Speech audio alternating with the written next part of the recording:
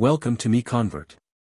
In this tutorial, I will show you how to convert IGS files to DXF format, completely free and online. Open your browser and search for IGS to DXF MiConvert.com. Click on the first result to go straight to the converter. You are now on the IGS to DXF converter page.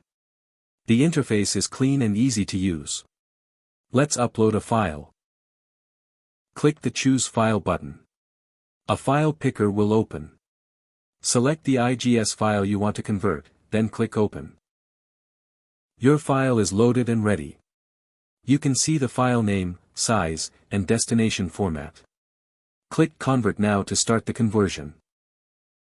The conversion is in progress.